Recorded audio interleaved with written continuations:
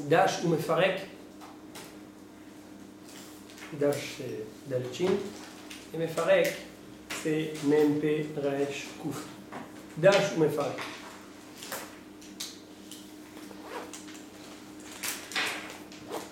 Un des 39 travaux interdits par la Torah pendant Shabbat, c'est comme on vient de dire, Melechet Dash, le travail de Dash. C'est quoi Dash? Ça consiste en quoi? Dash, c'est retirer des graines, des fruits, des légumes de l'endroit dans lequel ils ont grandi.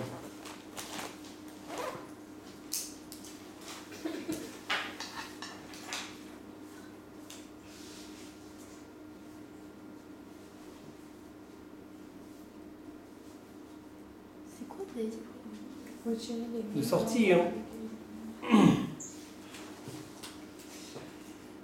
De sortir, un aliment, un légume, une graine, des peaux,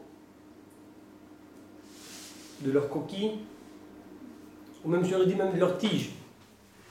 Le kitsur en un mot, de les retirer, de les détacher, de les sortir de l'endroit dans lequel à la base ils ont poussé, ils ont grandi. Par exemple,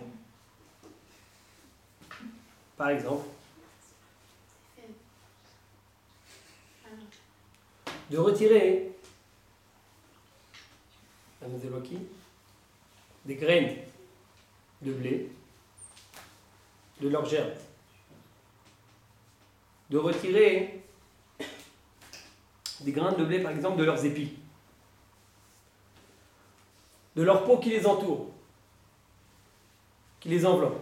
Le fait de venir pendant Shabbat et de sortir, d'extirper de là-bas ce grain de blé de l'endroit dans lequel il a grandi, ça c'est un des 39 travaux interdits pendant Shabbat qui s'appelle Melechet Dash.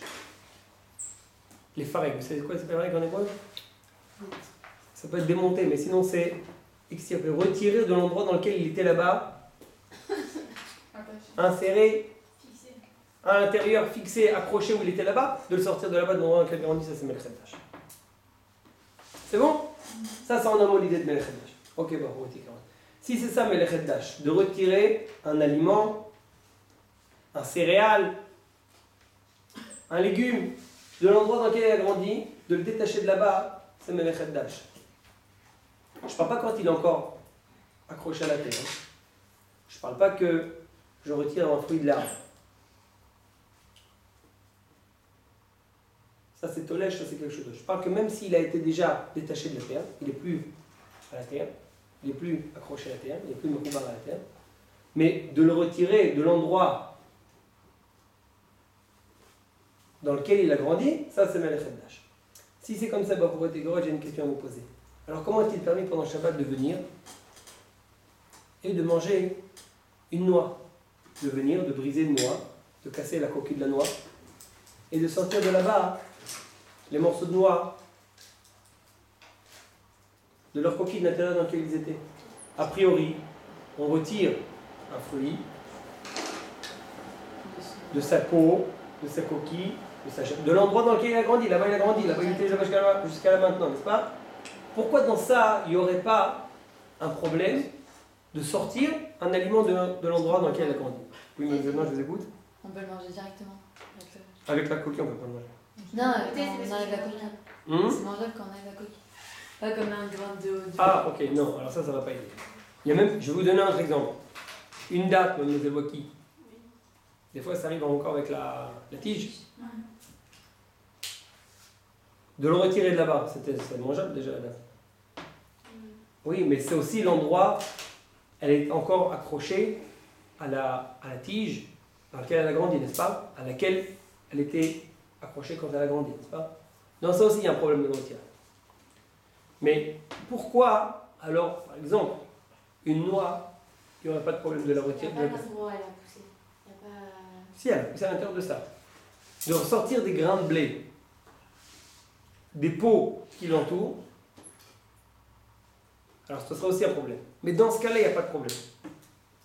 La réponse est simple. Les poskim nous disent que que Melechet Dash existe seulement quand tu détaches un fruit de l'endroit dans lequel il a grandi, qu'il est usure de le faire, qu'on a coutume de faire ça dans les champs. C'est-à-dire que les aliments que leur habitude, leur coutume est d'être déjà détachés dans une étape préalable, encore au champ, et que toi tu l'as rencontré pendant Shabbat, de venir et de séparer, ça dans ça il y a un problème de dash. Mais tous les aliments dont la coutume n'est pas de les séparer de leurs branches ou de leur peau ou de leur coquille, encore au champ, mais seulement de les commercialiser comme ça, et qu'après qu'ils arrivent chez nous à la maison, ils arrivent encore avec leur peau, avec leur coquille, et qu'alors, avec leur tige, et qu'alors on a la coutume d'alors les séparer de leur peau ou de leur coquille, à l'approche de la consommation, alors c'est pas un travail, c'est pas Melechet Dash, mais c'est un acte de consommation, de nutrition, j'aurais dit une coutume de consommation, c'est un acte qui rentre dans la catégorie de se nourrir et non un acte de travail.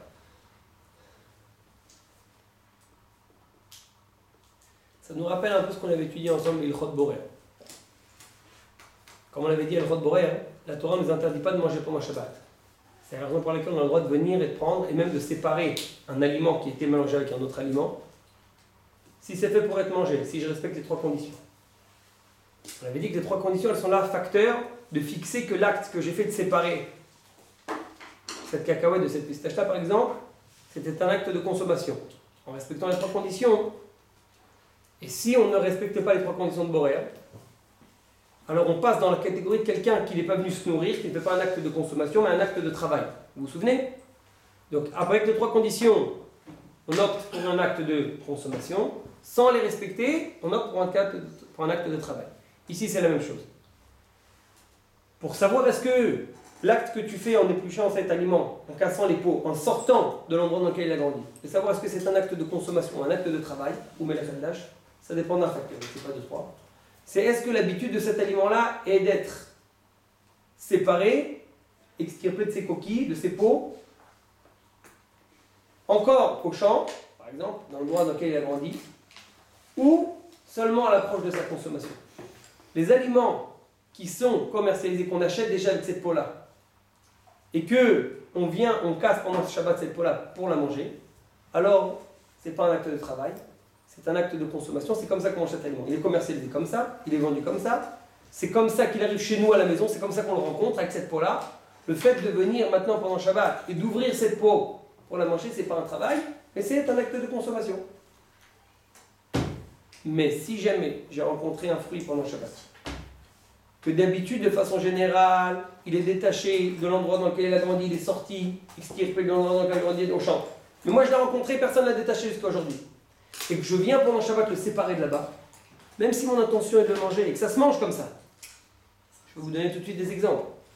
Et que ça se mange comme ça, le fait de venir le séparer de mon Shabbat, tu rentres automatiquement, que tu le veuilles ou non, dans la catégorie de quelqu'un qui fait un travail, qui sépare un aliment de l'endroit, qui détache un aliment dans lequel il a grandi. Et donc, il répond alors au critère de quelqu'un qui aurait fait dans ça la Melechet de Dash.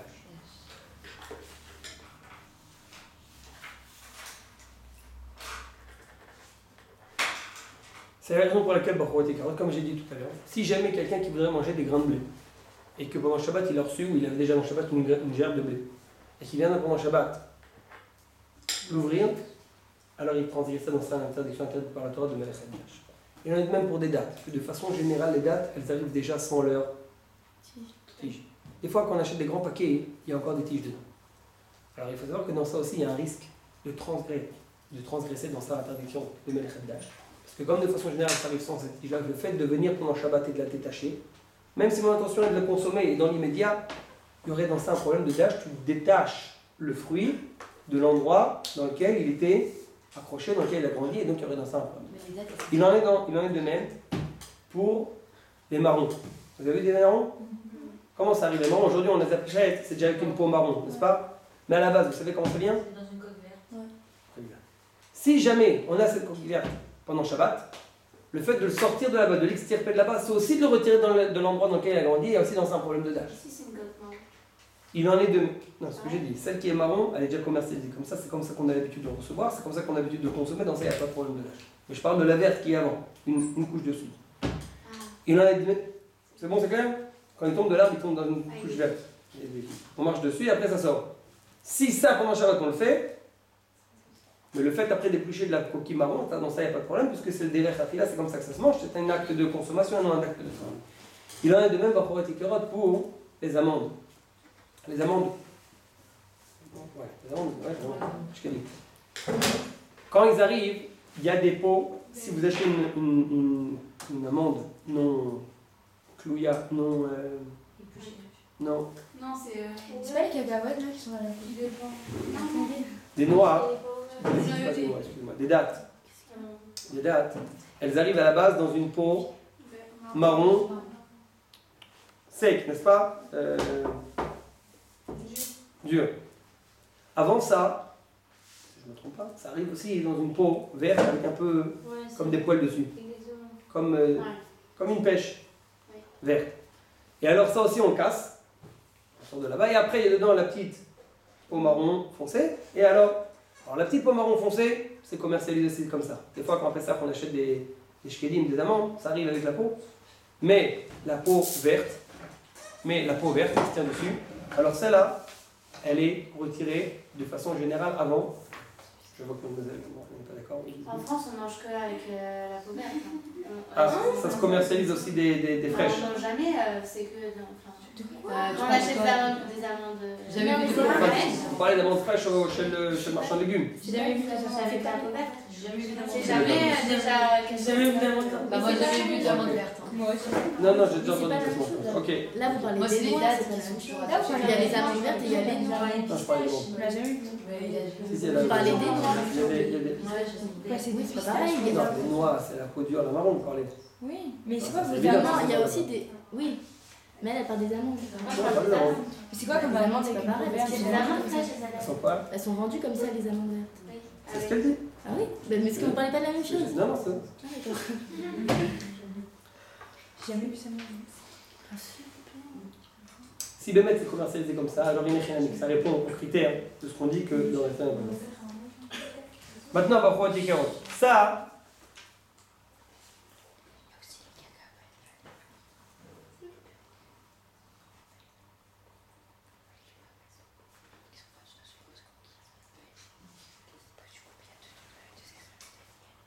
Mais tous les autres fruits et carottes qui ne sont pas comme ça.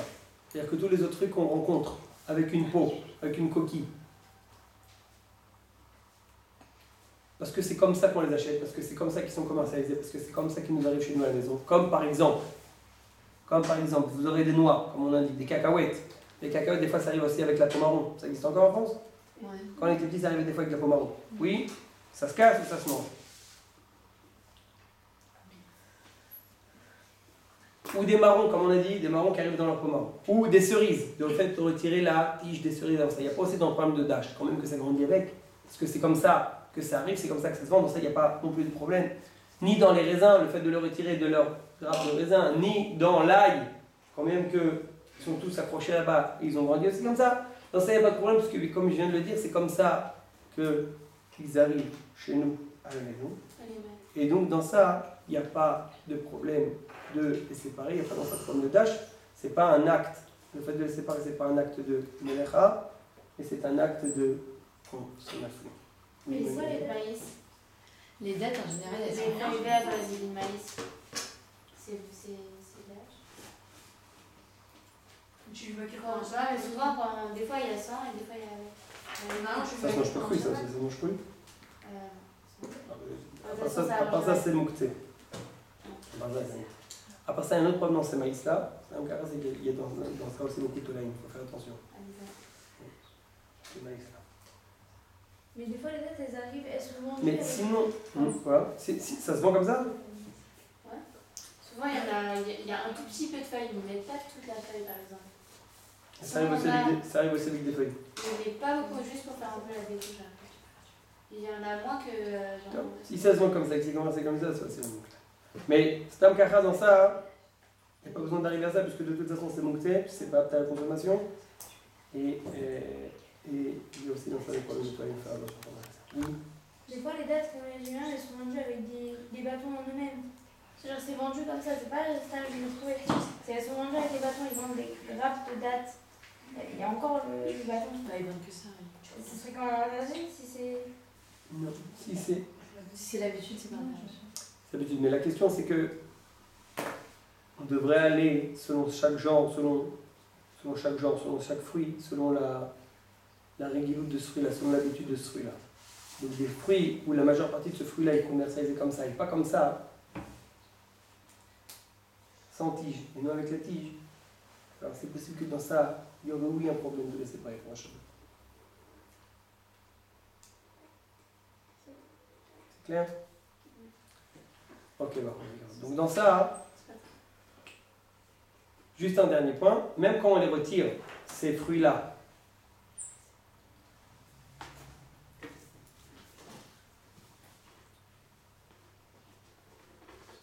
de leur peau, les fruits qu'il est permis de retirer de leur peau, oui.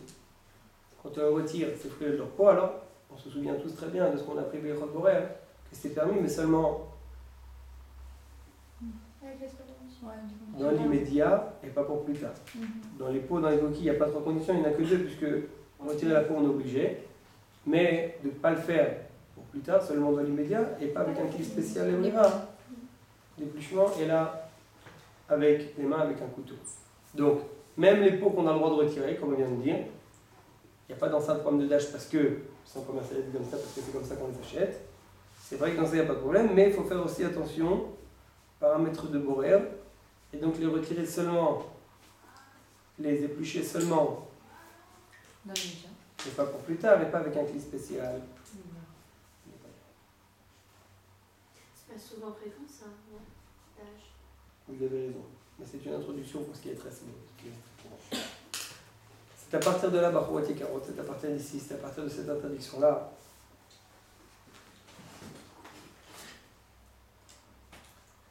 qui nous est interdit par la Torah de presser des olives et des raisins pendant Shabbat.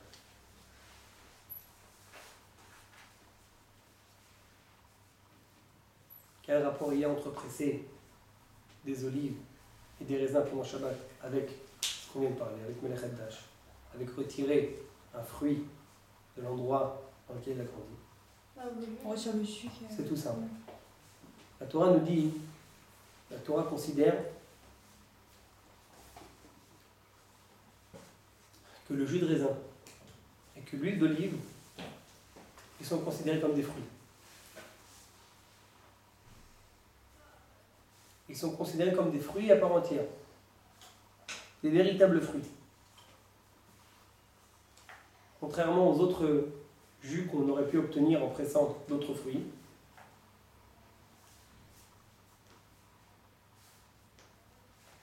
Les autres jus, les autres fruits ne sont pas considérés comme des fruits. Seulement le jus de raisin et l'huile d'olive sont considérés comme des fruits. Comme vous avez certainement constaté, tous les autres fruits, quand vous les pressez, la bracha du fruit après, la bracha du jus après, ça devient Shakol Nevid Varon. Vous prenez une orange, vous la pressez.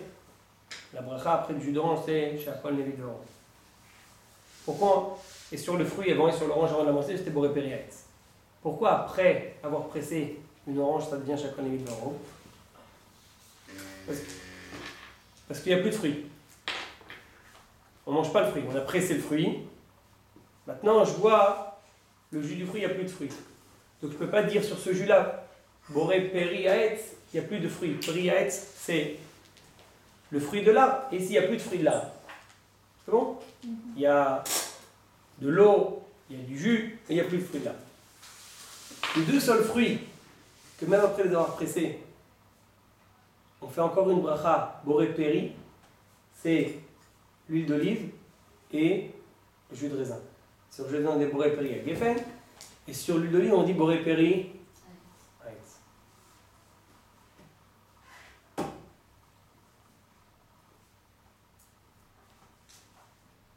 Pourquoi? Comme je viens de le dire, parce que la Torah considère que ces deux jus-là, l'huile d'olive et le jus de raisin, ils sont des fruits à part entière.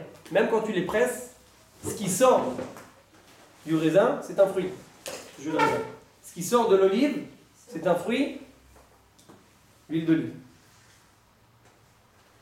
Donc, la Torah nous interdit pendant Shabbat de venir et de presser des raisins ou de presser de l'huile, sous prétexte qu'en pressant les raisins, je sors un fruit, qui dit le fruit, jus de raisin, de l'endroit dans lequel il a grandi, du fruit à l'intérieur duquel il était, et donc je retire un fruit, le jus de raisin, de l'endroit dans lequel il a grandi, c'est Melechet Dash.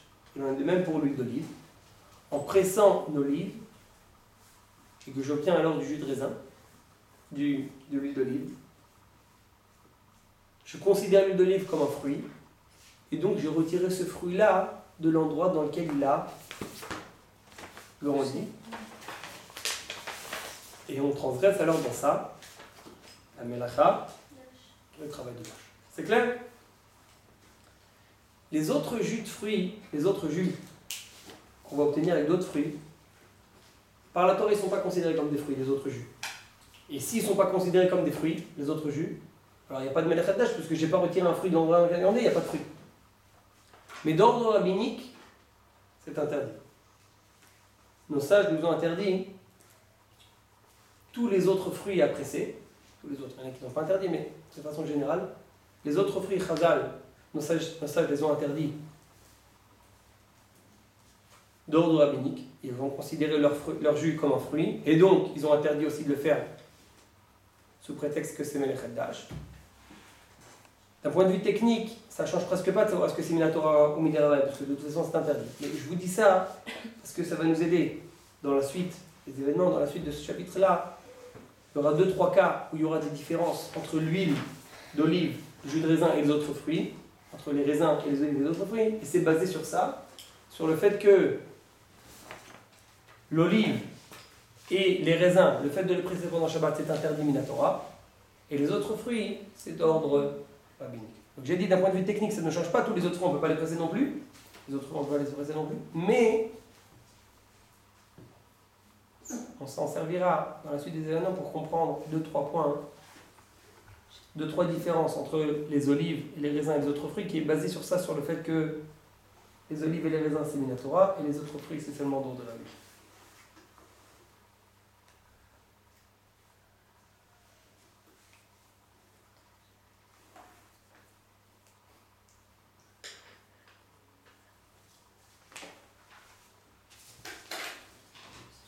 Ok?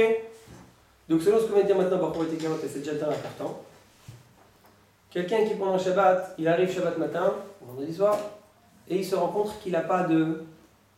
Il n'a pas de vin, il n'a pas de jus de raisin à la maison. Et puis en ouvrant le frigidaire, il découvre que sa très chère femme lui a acheté avant Shabbat des raisins. Il n'y a pas de vin, mais il y a du jus de raisin. Il y a du raisin. Et alors on se demande est-ce qu'on a le droit de prendre quelques raisins, de les presser dans le verre pour avoir un verre et pour réparer la Geffen. Alors, il faut savoir que c'est interdit par la Torah, c'est une interdiction interdite par la Torah de venir pendant le Shabbat et de presser ces raisins pour obtenir du jus de raisin. Comme je viens de le dire, on transgresse dans ça le melechet de dash, on sort un fruit, c'est-à-dire un jus de raisin, de l'endroit dans lequel il a grandi des raisins, et donc dans ça on transgresse une interdiction interdite par la Torah. Clair? Ok.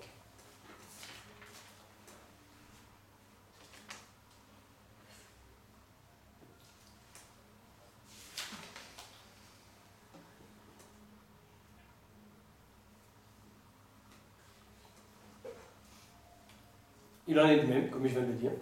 Ça c'était l'exemple basique pour le kidouche, mais il en est de même, bien entendu, de prendre une orange pendant le Shabbat, de venir et de la presser pour obtenir du jus d'orange, qu'il est aussi interdit. Totalement interdit. Comme j'ai dit tout à l'heure, ça ne change pas si minatora ou midirabanan. On dit que l'orange c'est minatora. Peu importe dans les détails, c'est interdit, c'est la même chose. Okay.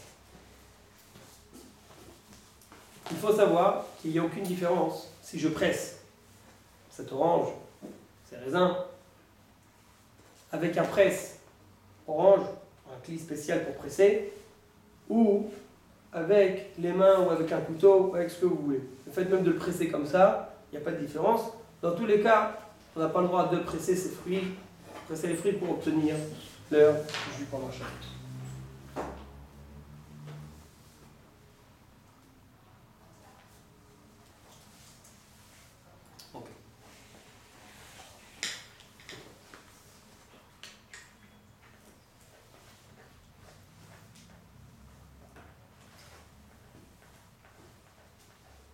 Donc, comme je viens de le dire, tous les fruits sont interdits à être pressés pendant Shabbat.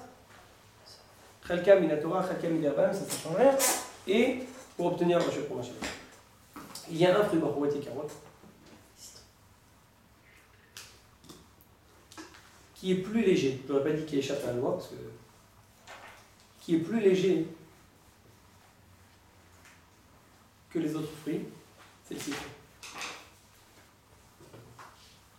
Le citron est le seul fruit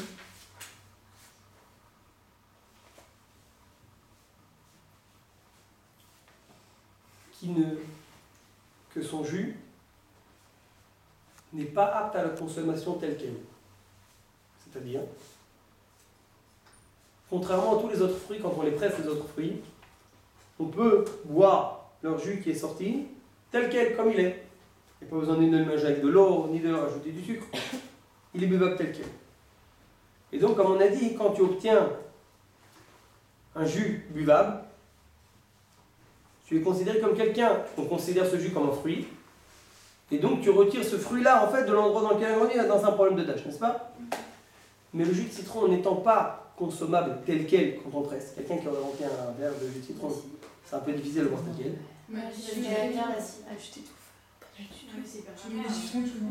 Ok, je parle sans sucre et sans eau, ok? Et même si c'est possible de le boire, je ne dis pas que c'est pas possible, je dis qu'en tout cas c'est plus difficile que les autres fruits, ok? Le citron n'étant pas buvable comme les autres fruits tels quels, alors il est difficile de considérer ça comme le fait de le presser pendant Shabbat, de dire que tu as retiré un fruit de l'endroit dans lequel il a grandi, puisque c'est pas un fruit, il n'est pas mangeable tel quel. Si c'est pas mangeable, c'est pas un fruit. Si c'est pas un fruit, il n'y a pas d'interdiction de le sortir de l'endroit dans lequel il a grandi. C'est la raison pour laquelle son statut est plus léger et plus facile que les autres fruits à être pressés pendant Shabbat pour obtenir son jus. C'est la raison pour laquelle les poskim ont accepté de permettre de presser un citron pendant Shabbat pour obtenir son jus à une condition. Il y en a qui ont permis même sans cette condition-là. Mais selon tous les avis, ce qui est d'accord selon tous les avis, c'est que les poskim ont permis de presser un citron pendant Shabbat pour obtenir son jus à une condition. C'est qu'on le mette sur du sucre. On le presse sur du sucre. C'est-à-dire, quand quelqu'un il fait un jus de citron, alors souvent, il presse le citron, il peut le presser où? Dans la bouteille, dans l'ustensile où il prépare sa citronnade. Il peut le presser tel quel, ou il peut mettre l'eau d'abord et presser le citron dessus. Ça, c'est interdit. Pour le faire, selon tous les avis, de façon permise, il faut mettre d'abord le sucre en premier, dans la bouteille ou dans l'ustensile dans lequel on va préparer la citronnade.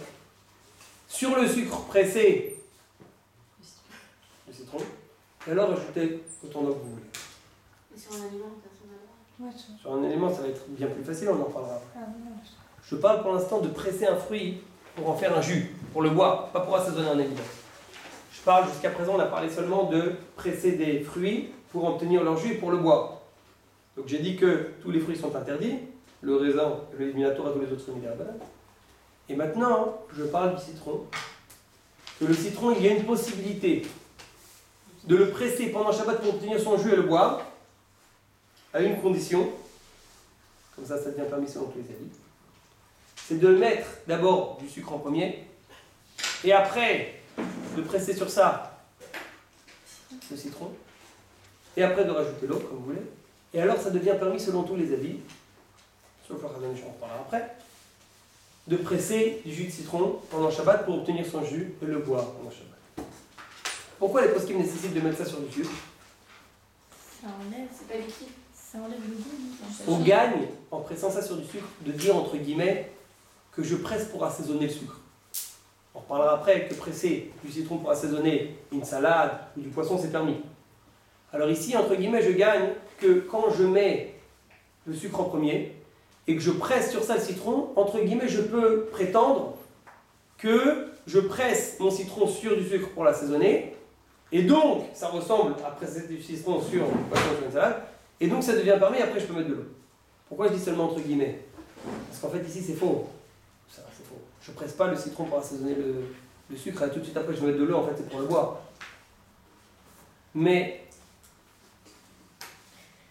j'utilise ça comme prétexte, comme le citron est déjà plus facile que tous les autres aliments, parce que comme je viens de le dire, son jus ne se boit pas tel quel, et qu'en plus je ne le fais pas à même la bouteille, à même l'ustensile dans lequel je fais, ou sur de l'eau, mais je le fais sur un solide, du sucre, quand bien même que Bémet c'est destiné à être bu tout de suite, à devenir secondaire à de l'eau, et à être bu en tant que jus, ça devient permis à partir du moment où je ne l'ai pas fait directement à même l'ustensile, à même de l'eau, mais seulement sur du sucre. Vous avez dit les autres fruits, quand on les presse, on peut boire tel quel, alors que le citron, non. Les autres jus, non, pas pendant le Shabbat. C'est buvable, vous voulez dire, pas on peut. J'ai pas compris la main. Non, je sais. Oui, j'ai compris, vous avez raison. Vous êtes Alors pas quoi, trompé. le citron, c'est juste pour ça. Parce qu'on a pas. La seule raison pour laquelle le citron est plus léger que les autres aliments, que les autres fruits, c'est parce que lui, il n'est pas buvable tel quel à la base. Ouais. Donc, on a le droit, lui, de le presser sur du sucre pendant le Shabbat, quand bien même que mon intention est d'obtenir un jus et de le boire après pendant le Shabbat. Ce qui n'est pas vrai dans les autres fruits et légumes. C'est clair? Et ceux qui boivent le citron comme ça? Peu importe ce que tu bois. On parle de citron de façon générale. C'est bon? Et s'il y a un autre fruit que le jus n'est pas buvable? Il n'y a pas. C'est bien pour ça que je suis initié. Parce que... Pamplemousse, c'est un peu. Ouais, le pamplemousse, c'est. Oui, mais c'est bon comme ça, c'est fait exprès.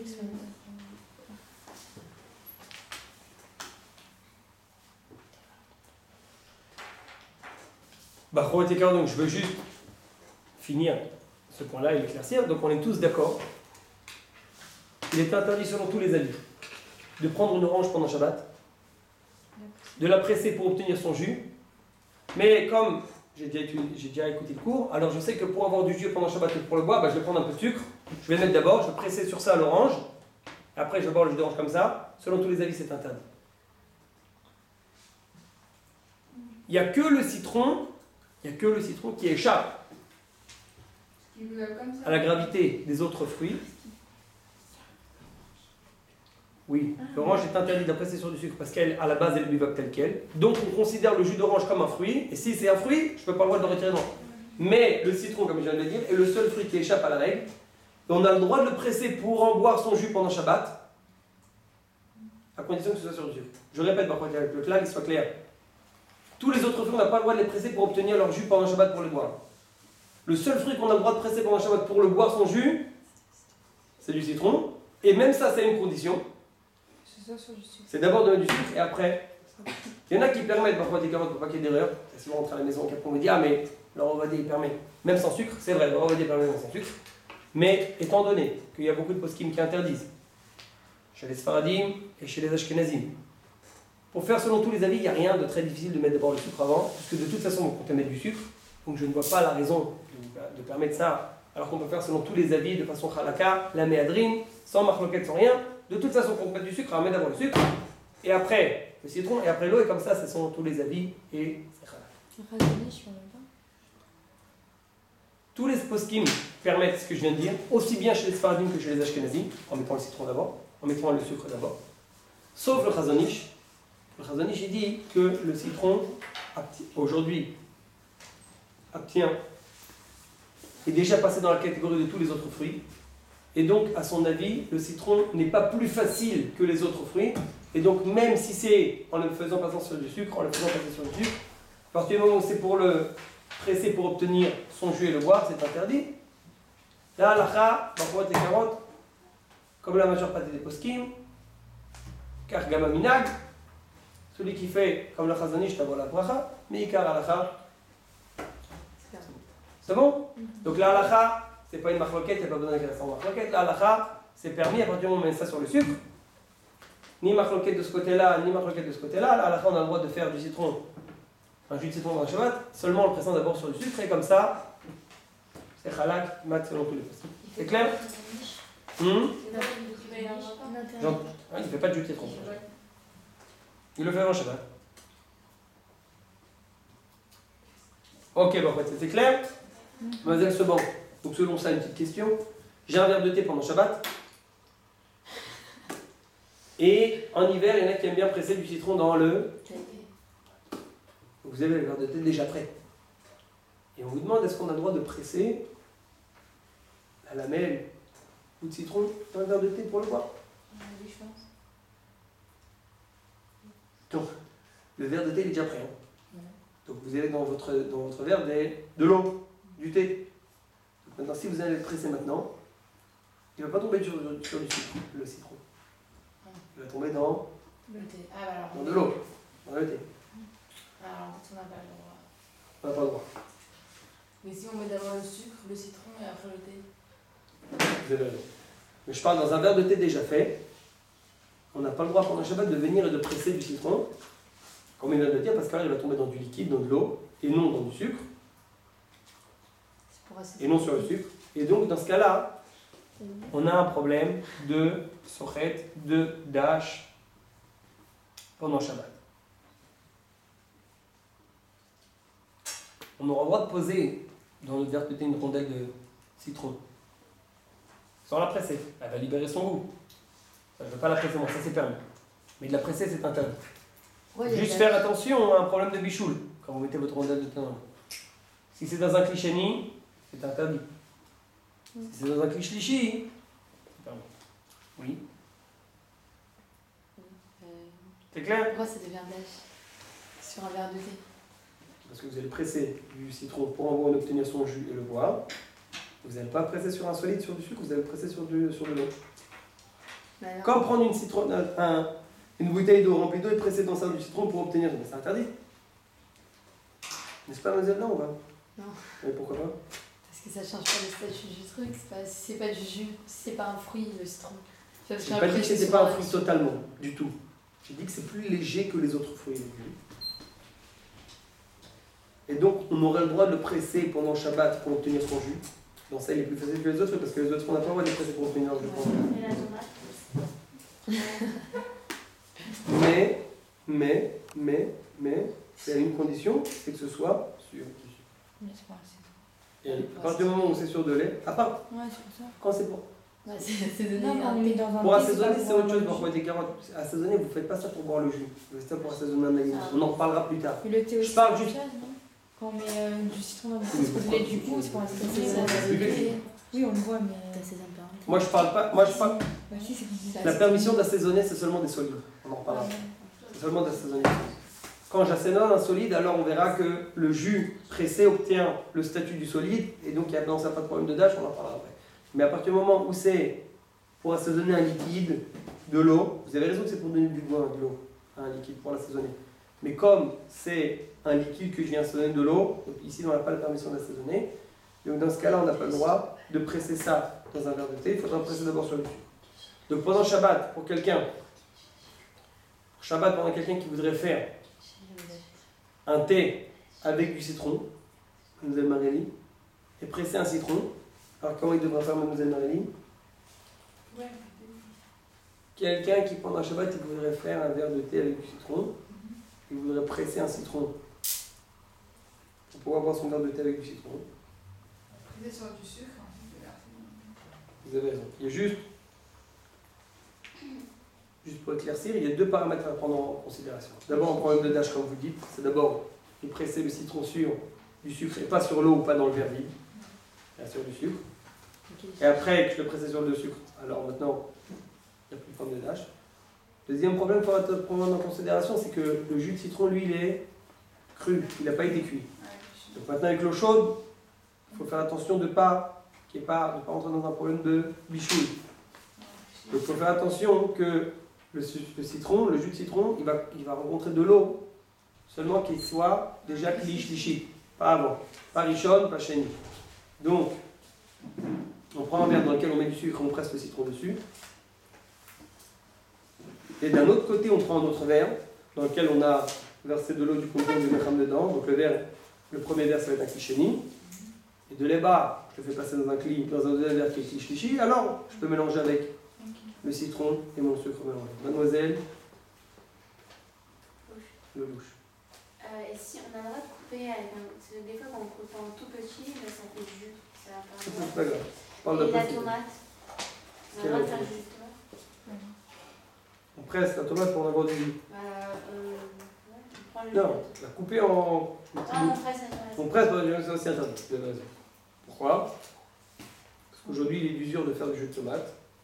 Et donc, le fruit, le jus obtenu par une tomate pressée, c'est considéré comme un fruit, au moins dans l'ordre rabbinique. Et donc, on n'aura pas le droit de presser une tomate sur un jus congélateur pour avoir du jus. Il y a du jus de patate. C'est clair? Mademoiselle Adrien, c'est clair? Non, ok.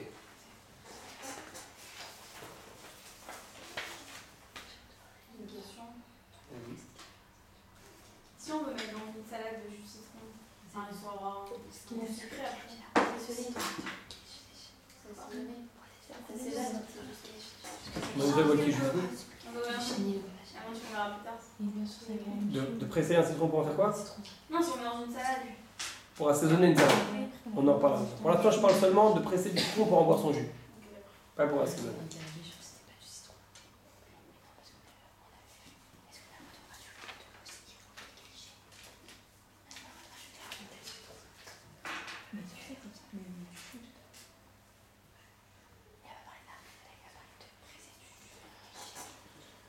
Suite à cette... C'est clair, vous êtes dedans? Ouais. Je vous écoute. Non. C'est clair? Vous êtes sûr? Ça va pas l'air. Non, mais rondelle de citron, j'ai pas compris qu'on avait du aussi. Et qu'est-ce que vous voulez que je dise? Avec les chenilles, c'est l'homme et vas-y. Ça va pas que. Mais qui c'est qui vous a dit que le citron c'est pas un calabichou? Vous avez dit Comme le thé. qu'il y avait des choses. Le thé, on a le droit dans un cliché ou faut dans un cliché? Ah, du citron, c'est un calabiche. Mais on voit bien qu'il libère son arôme et son goût dans un verre de thé chaud, n'est-ce pas?